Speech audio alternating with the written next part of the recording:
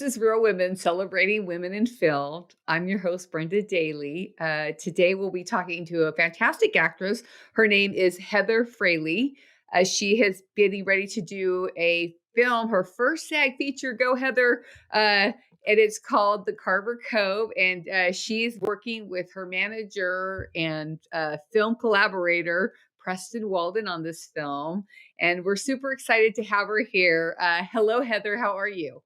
Hi, I'm great. How are you? I'm doing fantastic. I'm super excited about the work that you're doing. I did talk to Preston last week, and he and I were talking about all the things that you've actually written your own first short, which, Yes. He's actually excited to be part of that project. And so when did you get into acting?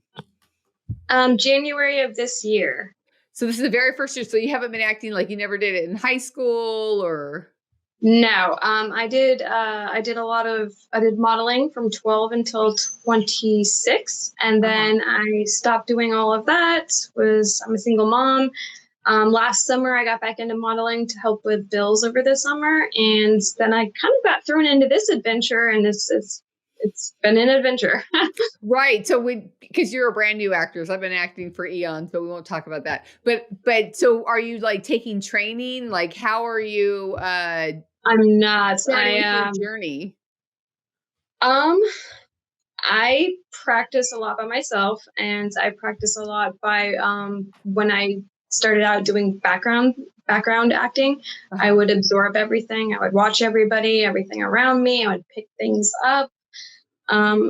I would watch a lot of acting tutorial things online and just self-taught myself, I guess you would say, because I can't afford the classes and all that. No, if people don't understand how expensive they can be.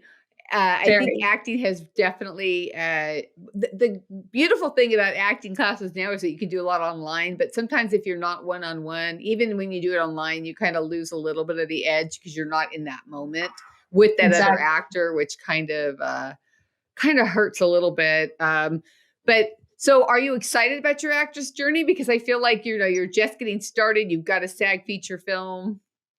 I'm very excited. I can't believe I'm already at 42 IMDB credits. So that's very excited. Have you filmed all 42 or how's that going? I have filmed probably half or a little bit more than half. And what do you attribute to getting 42 credits so soon in a year? I'm out there 24/7 working all the time, auditioning for everything like crazy and meeting new people and just trying to just take that one little step every day, little tiny inch further every day. Yeah, no, I completely understand. Did your daughter act also? No, my daughter, she's 7 and she actually has speech apraxia. So yeah, she's not involved in the acting. We're working with speech therapy right now. I actually did that as a kid. I had a terrible lisp. It's still there, but I actually took singing lessons because I totally understand where she's coming from.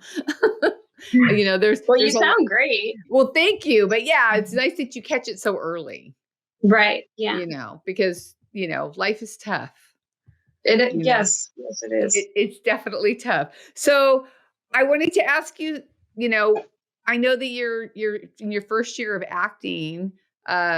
Who's the most inspiring person that you have met on set? Because if you've already done 20 projects.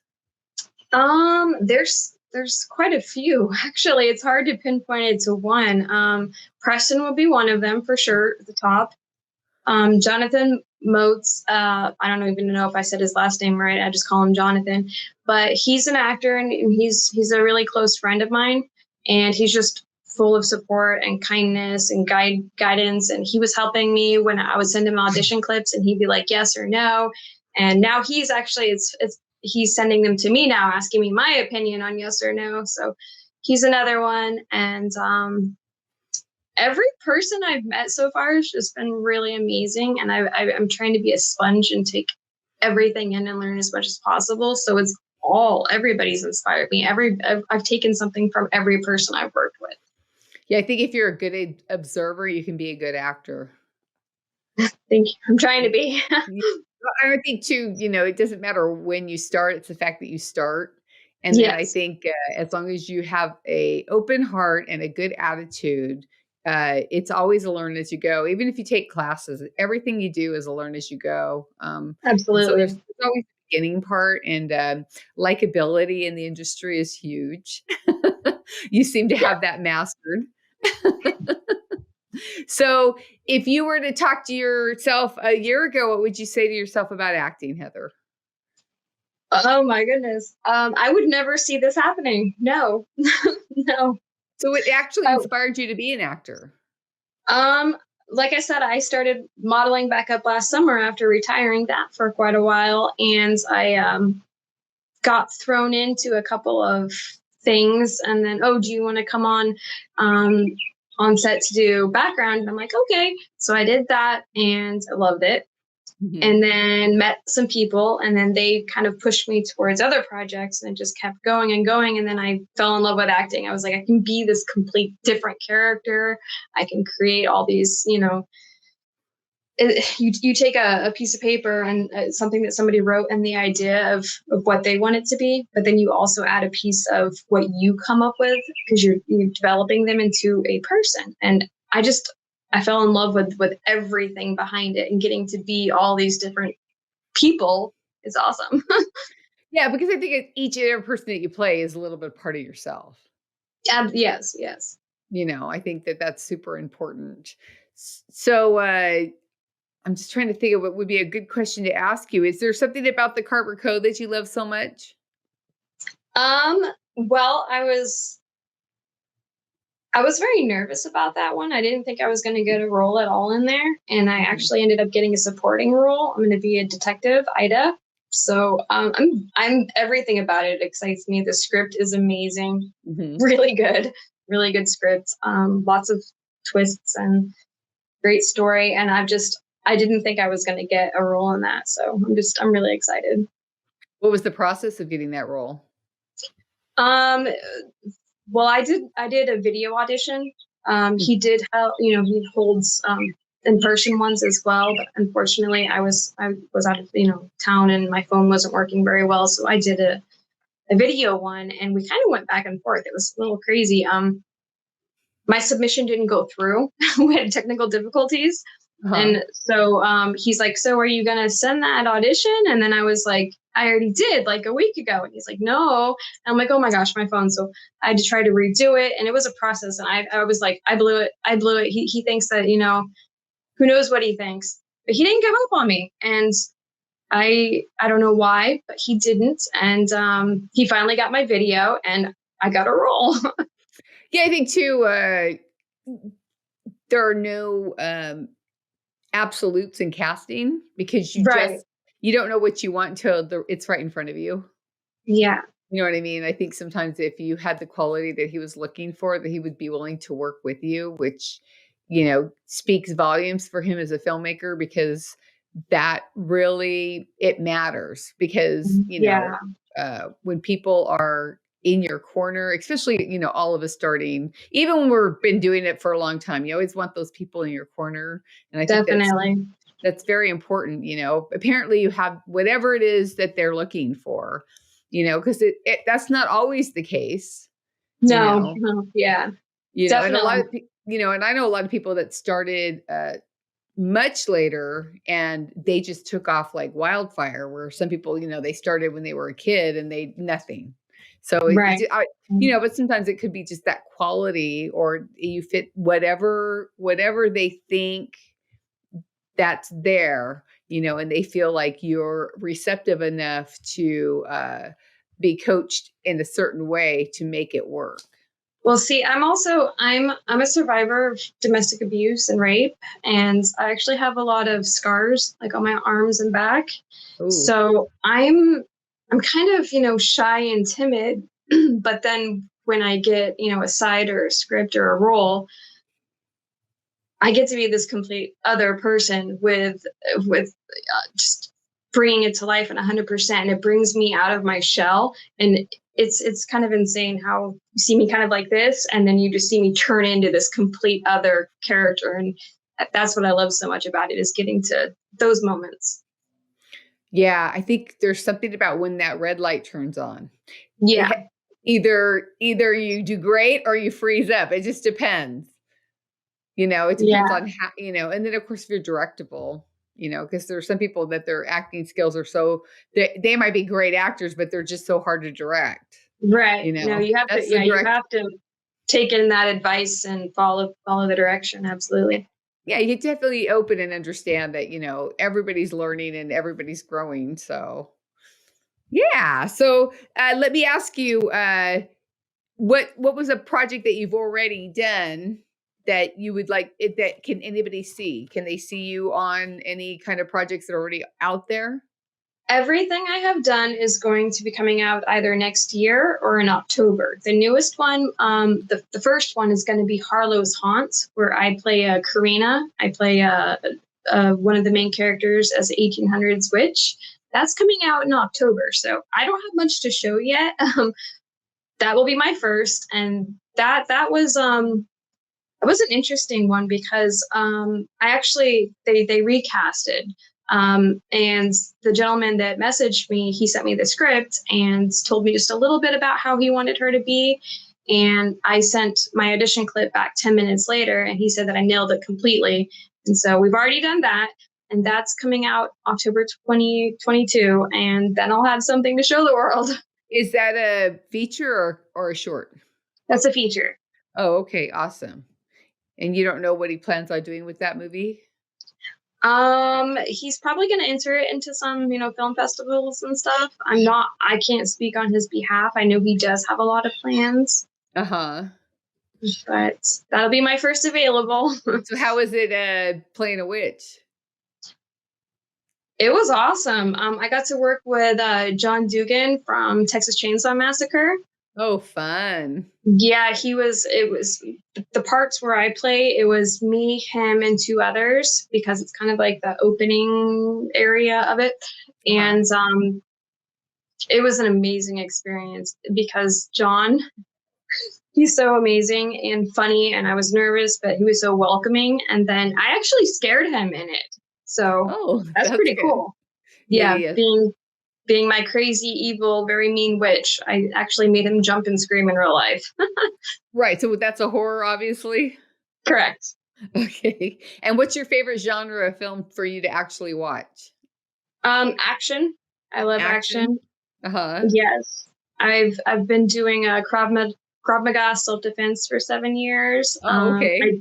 I do knife throwing, archery, so I do stunts as well. So I'm good at that stuff. So I love action films. Oh yeah, yeah. I actually did my very first feature. It's called Rogue Angel, and the girl who plays the lead is she's a stunt woman. Oh, nice. And, yeah, she's a great actress too, but her stunts are just off the hook. So yeah, having stunt work in your basket of tools is always great. It's always absolutely fun, and it opens doors. It opens doors for other things. Well, it sounds like you have a lot of doors that you open because you model. And then you also have the knife throwing. I don't know how many people I know that can throw knives. I think you have a lot of things that people are looking for. And because independent films are so, you can't work with those big, huge budgets because, so you have a smaller crew. So you have to depend on your actors to even be gripped sometimes, or if they have to be the stunt person because they don't have a stunt double. I think that's that's just the way of the world that we live in. I don't know how I came about all this in the last almost 7 months, but I also have a producer credit, a couple of them. Writing, I wrote actually one that Preston is going to be directing. I wrote a short for that. And part of Blood Money, which is going to be coming out, well, not coming out, but we're filming in November, I believe. And so acting, producing, stunts, FX, writing, and I was a casting director for Blood Money. So I don't know what's happening, but a lot's happening in the last 7 months. It sounds like you're building a lot of synergy in your life. Did you, what's the name of the short that you wrote, and what inspired you to write it? It's called Intruder Alert. And it's actually, I submitted it.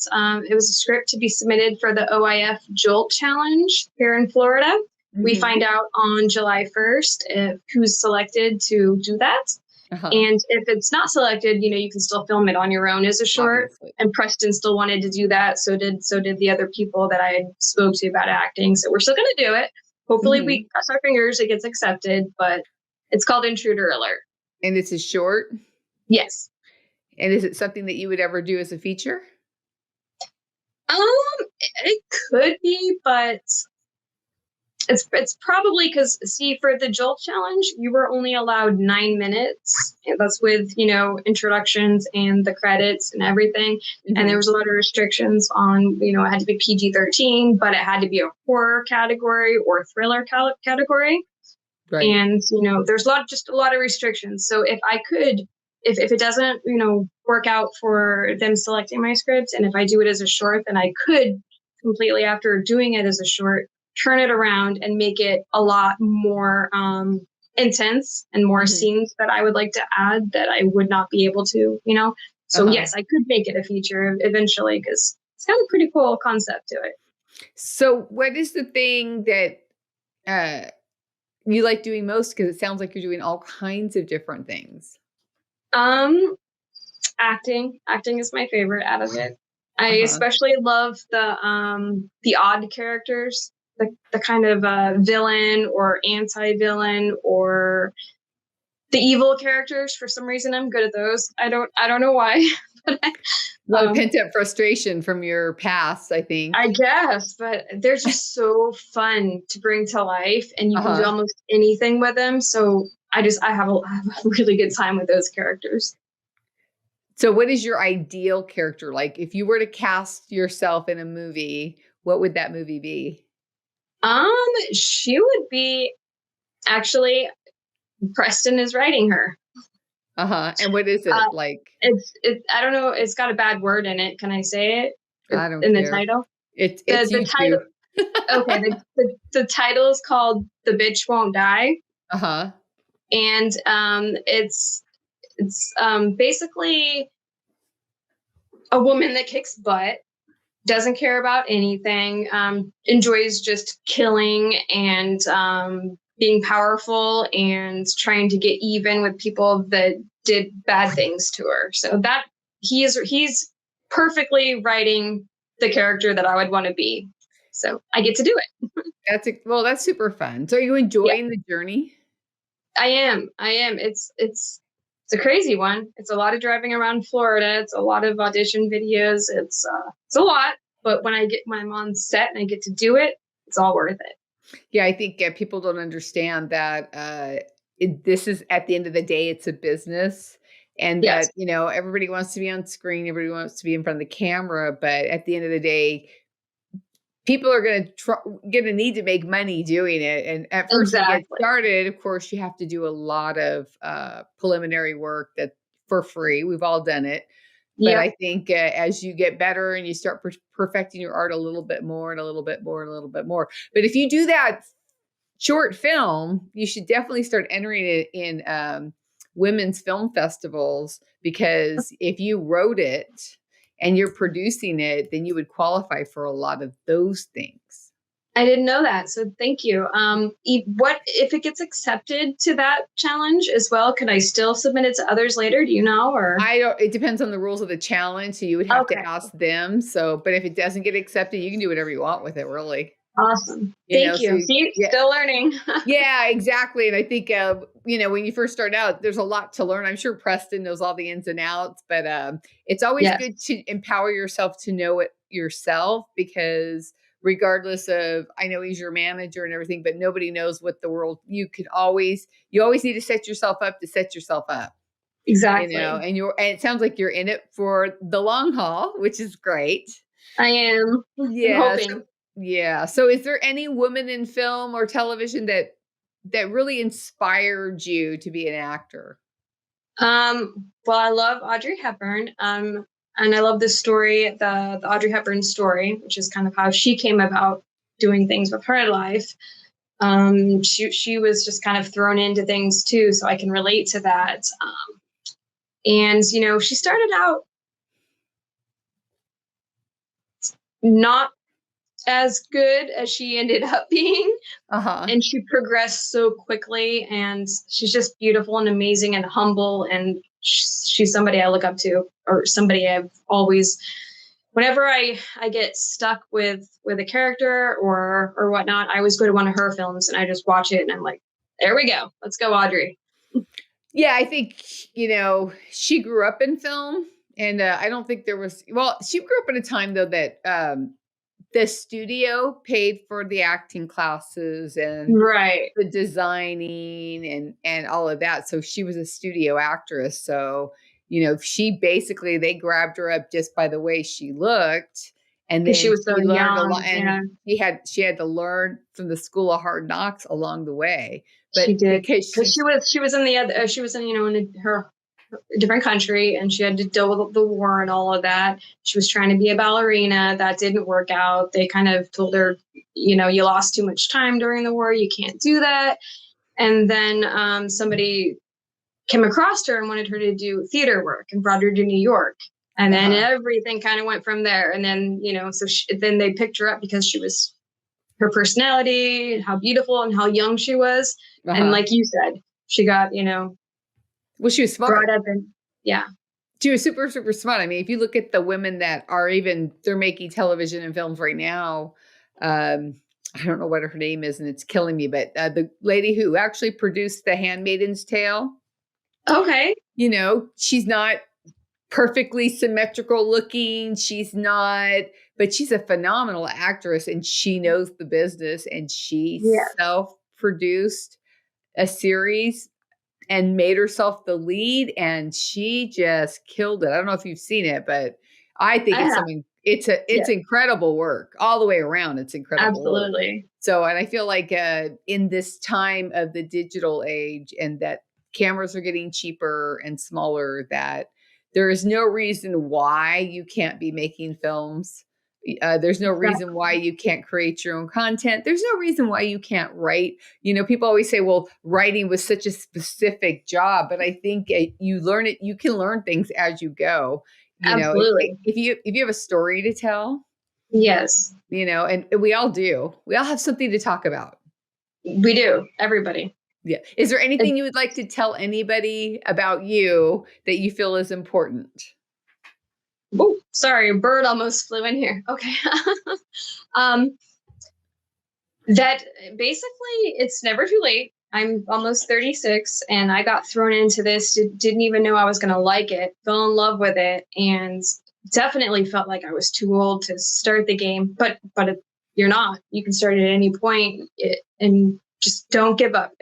Find something you like, try different things, find what you like, what clicks with you, and give it 100%, give it 1,000%. Never give up, never stop. Just, you know, like I said, each day, even if I just get one little smidge closer to something, I've done something for the day to accomplish moving forward closer to goals. Yeah, it's not a sprint, it's a marathon. It's like everything you do, whether you're a doctor or whatever, it's not a sprint. No, you know, you might get overnight success, but that's such a rare thing. And making it to the top so quickly doesn't guarantee you're going to stay there. So, you know, you have to always have to be ready to, I always call pivot, right? You always be willing to pivot, whether you're on set. And I think people who are inquisitive and who care about what's going on, they pivot really well. Exactly. And you definitely seem like that kind of person. Okay, Heather, it's super exciting. You've been very inspirational. And I feel like because you are a new actor, she's not just an actor, she's a writer, and she's obviously a creator. And I think that people need to understand that you can start anywhere. And if you're watching this and you've never done anything and you really wanted to, there's nothing stopping you. And except for yourself. Except for yourself. So, and anybody who tells you can't, you can message me and I will tell you can. So it's really nice talking to you, Heather. And I would love to talk to you in the future and find out how all your projects are going. Thank you. I hope, when I have something to show you, that would be nice. No, it's definitely, it's awesome. If anybody wants to know any more about Heather, I will desperately make sure she has her IMDb IMDB link below so you can check out what she's doing, because she's got 42 projects in the works. This is somebody to watch. This is Brenda Daly, and this is Real Women, celebrating women in film. And today we celebrated Heather Fraley. Thanks, Heather. Thank you so much.